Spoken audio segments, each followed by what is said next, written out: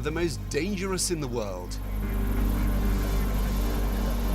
These are the waters in which pirate gangs operate, looking for anything from small yachts to large cargo vessels to make their fortune.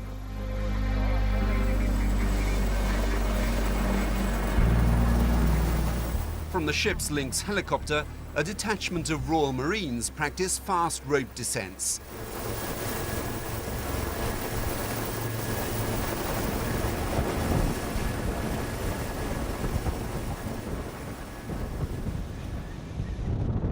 This year alone, there have been more than 140 pirate attacks, and Cornwall's preparing to confront them.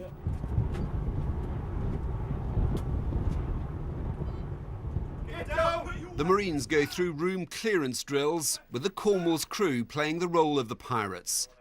Get down! Put your weapon down! Bang! Bang! Bang! Down on your right as well. Down on your right, Woody.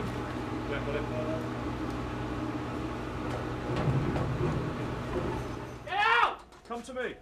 Walk towards me. Kneel down, kneel down. Kneel down. This, in theory, is how they deal with a hostage situation. In reality, such confrontations are rare, not least because of the increasingly ruthless nature of the pirates. I believe in a hold fire, or we can take him back up to the... Earlier this year, a pirate group killed their 4 American hostages when they were surrounded by US warships. Few navies would risk this kind of rescue.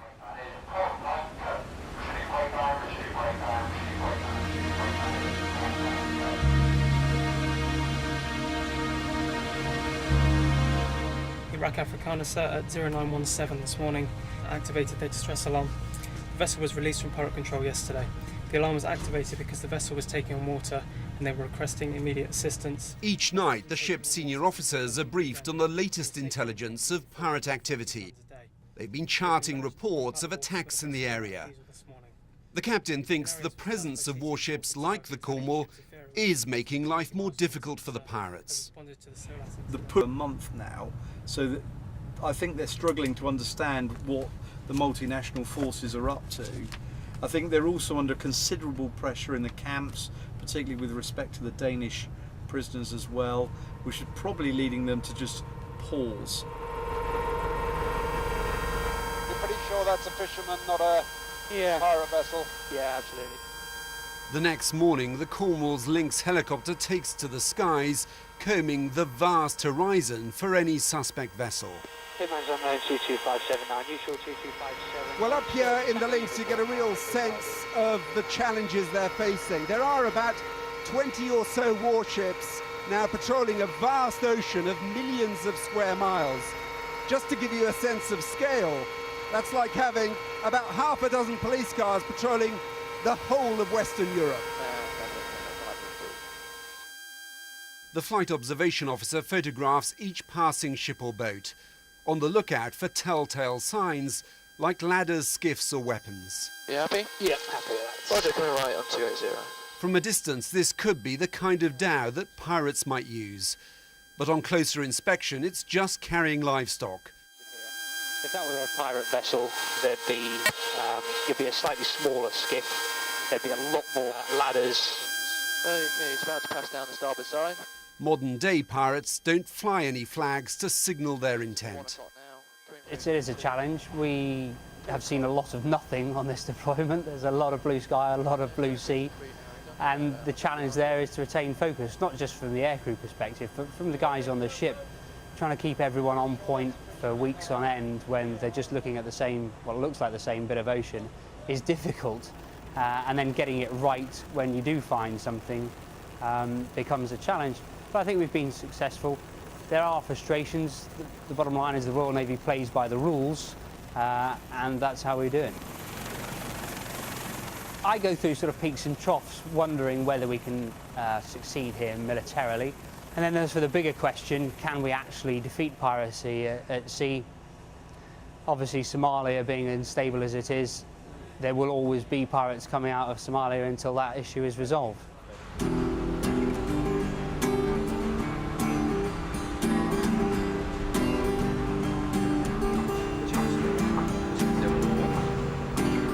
It is a challenge keeping the ship's 250 crew focused.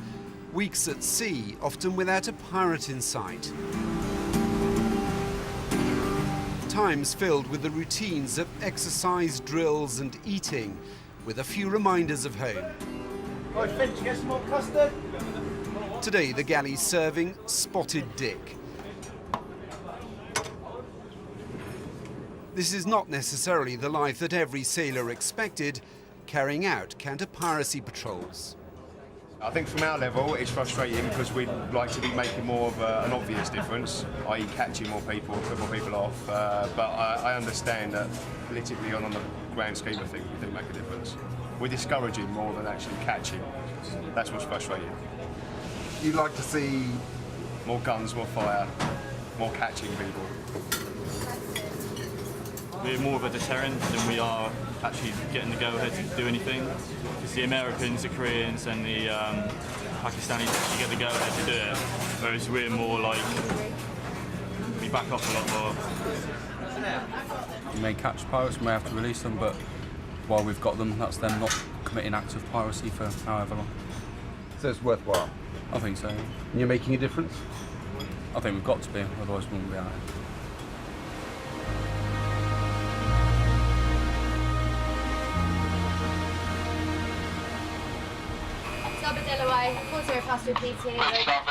More than 500 miles from land, an object has just been spotted drifting in the ocean.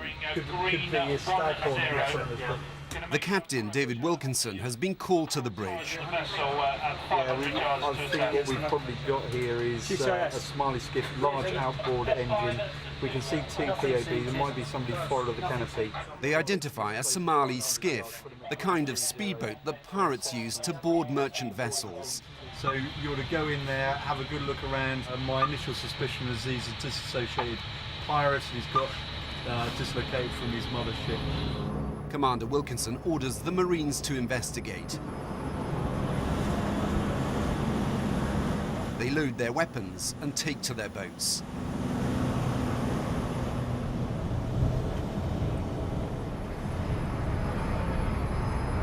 Cornwall's crew provides cover with the skiffs in their sights. It'll soon be surrounded with no chance of escape. So they've got their hands in the air, waving. Yeah, I bet they have. Well, there's certainly a suspicion that this vessel is involved in piracy. After all, it's about 500 miles away from land. It's in a known pirate operating area, and it's got a large outboard motor, the kind that fishermen don't use. That said, it'll be much harder to prove that they are in fact pirates. This skiff is about 150 miles away from an attack that took place 5 days ago. During that attack, the two skiffs that were helping get the pirates on board got dislocated from the action. There's every chance that these guys have tried to make their way back home independently, run out of fuel. As daylight fades, the Marines board the vessel. The two Somalis claim to be just fishermen, but they've no fishing gear. But neither do they have any weapons. In the end, they're taken onto the Cornwall for questioning, but without any hard proof, this is now just a rescue operation. My gut feeling is it looks like a pirate, it smells like a pirate, it probably is. What we had on that day were two people in a pirate skiff from Somalia, 600-700 miles away from home, in a pirate operating area. But what I can prove, and I'm burdened by the highest level of UK proof here, is that I had two chaps in a boat lost at sea. And therefore my international obligations are fairly clear. So in that case I had to embark them under the safety of life at sea regulations, and that was very clear to me from the outset. The two men caught will be treated as guests until the Cornwall's closer to land.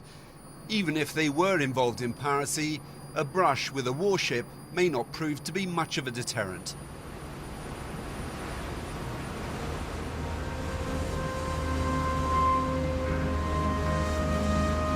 For young men in Somalia, piracy's become a lucrative business, with tens of millions of dollars paid out each year for the release of cargo ships and crew.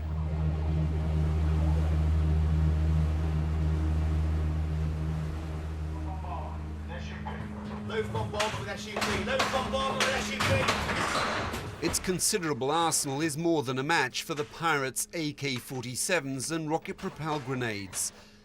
The crew carries out firing drills throughout its deployment here in the Indian Ocean.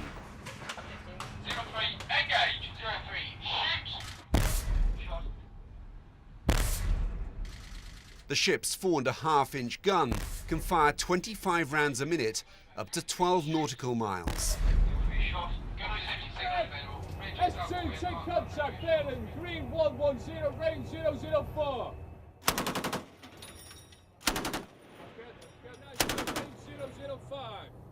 They're more likely to use the machine guns that surround the deck. They use a buoy as a target. Dog in the water. Simulation for firing on a skiff. But so far on this mission, none of these weapons have been fired in anger.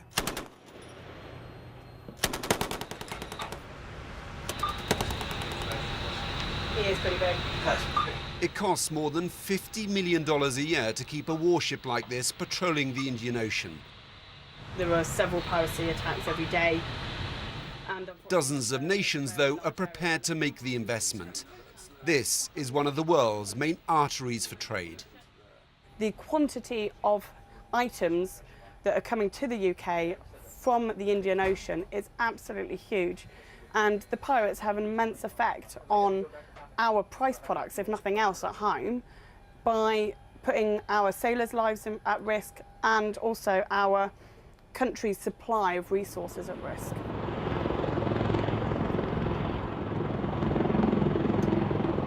The Cornwalls already had some success. Just before we boarded, they'd caught this group of Somalis. A search of the dhow revealed weapons and hostages.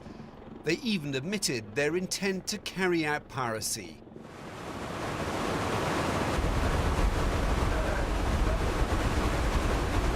But even that was not enough to send them to court. This is in fact the closest they got to jail. The Cornwalls cage used for temporary detention. The reality is that few countries are either willing or able to prosecute pirates. Unfortunately, you know, there are certain countries aren't trying at the moment, and when they do, and if we can get, you know, we've got arrangements set up, but I don't really know the ins and outs of that. I just do the custody side of things. As long as I do my job professionally, I'm happy that if it goes to court, they'll be tried and they'll be taken and they'll be dealt with correctly there. If they get released, they get released. It's unfortunate. However, that's way above my sort of authority. I can't do nothing about that. I do as I'm told.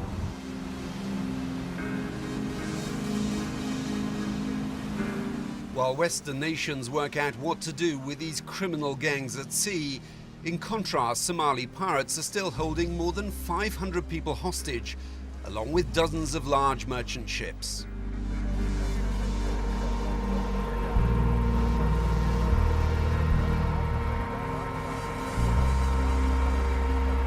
There's just been a report of a pirate attack within a few hundred miles of the Cornwalls' position.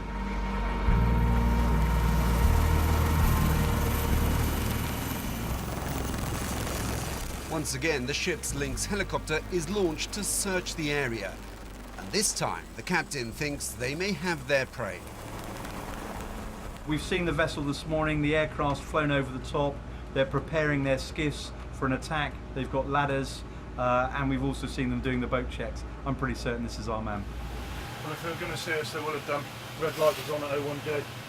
By night, the Cornwalls become a ghost ship, its deck lights turned off and its engines running low.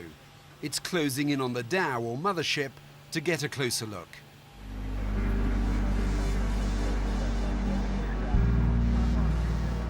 Here below in the nerve centre, the operations room, they use sophisticated surveillance to assess their target. Sort of bow wave. They're now within a mile of the dhow and can make out its skiffs trailing in the water. He needs certain things to board a merchantman. He's his skiffs, his ladders, the intent and the ability to get in the right area. If you take any of those away from him, he can't do piracy. So it could be as simple as getting him to throw his ladders over the side. He can't board, therefore he has to go home. And then he's got to explain himself to Mr. Big of why he's come back empty-handed again. I don't think that is a person. As a last resort, the Cornwall could use some of its considerable firepower to disable the Dow skiffs. The captain requests permission from London to launch an attack the next morning.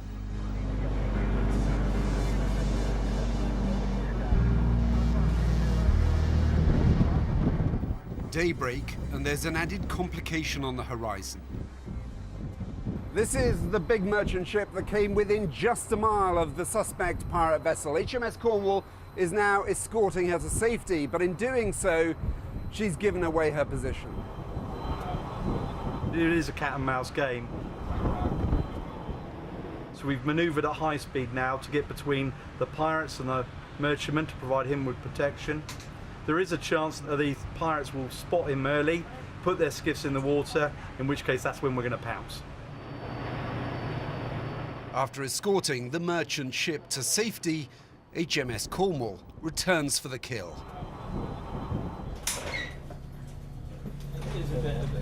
While down below, the Marines prepare for a possible boarding mission. On deck, the crew don protective clothing, weapons now loaded and aimed to take out the skiffs. مركب كأجاجار كنا كنوا إصبحي سجا إذا مدى بدا كسونكو موجودة لحية تبنات وانكبحي. From the bridge, the Somali interpreter broadcasts a final warning to surrender. There's no response. سفينة بالموقع سفينة بالموقع هذه قوة التحالف ارجع على قناة. But just as they prepare to open fire, there's movement on the Dow's deck. PO, this is Captain. Hostage situation being brought down on the port waystar, clearing out to port. All positions, this is the captain. Weapons remain tight. Weapons tight. Green 120. The Lynx, which had been monitoring the situation from the air, returns to confirm that those on board the Dow were armed. There was one person seen on the upper deck with an RPG, so pirates. Their intent remained relatively benign when we were on scene. A couple of guys milling around the upper deck, but no general interest in the helo. We were then cleared out for the ship to close in, and as the ship closed in, we were told that it was a stop due to a hostage situation. Unfortunately, we cleared out at the time and didn't see any of that, so we're off to a debrief now to see what actually happened. With hostages, this time the mission was too risky. But the Cornwall passes on the Dow's position to a nearby US warship, able to target at night.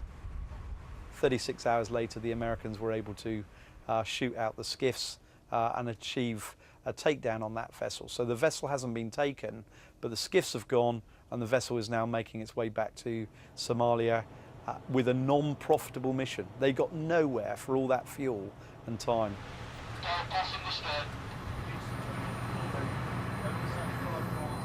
Back in sight of land, the Cornwall prepares to release the two Somali fishermen they picked up earlier. They're given just enough petrol and water to make it back to shore. Commander Wilkinson offers them advice as their boat's lowered back into the water. I suggested to them that they actually should go back to the pirate leaders.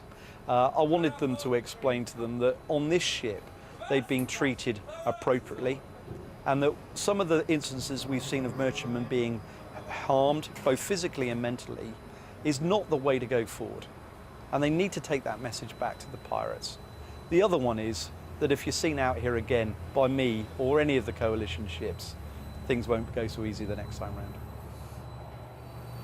Well, the two guests who've been on board Cornwall for the last few days are now being released with the northern coast of Somalia just in sight.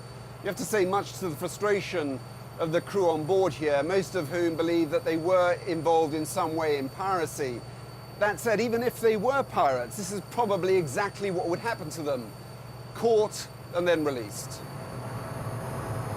In fact, none of those picked up by the Cornwall, even the 17 who admitted they were pirates, have ended up in court, yet alone jail. For the crew, it's hard to swallow. we spend all this money being out here, why do we need to release them? Stuff like that, you know what I mean? I think there's more to it than just fishermen, to be fair, like, if you can't prove anything, you can't prove anything, can you? So you just got to let them go. The truth is, even if they were pirates, this is probably exactly what you'd have had to do, isn't it? Yeah. Is that a bit frustrating? A little bit, yeah. Gets on your nerves after a while. But yeah, we are making a bit of difference, eh? But it's things like that, I'd say, yeah, it is frustrating. Just picking them up, dropping them off. There isn't enough bullets and there isn't enough jail cells to stop people in Somalia taking to piracy. What we've got to do is make it unprofitable. Every time they come out, they meet a warship and that turns them away. I don't know whether we're winning or losing, and maybe I shouldn't have to worry too much about that. We deliver our mission, but what I'd hate to think about, if there wasn't the Navy out here, I think it'd be like the Wild West.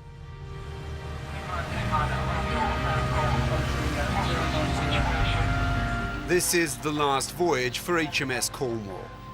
When she returns home, she'll be decommissioned, a casualty of the UK's defence cuts.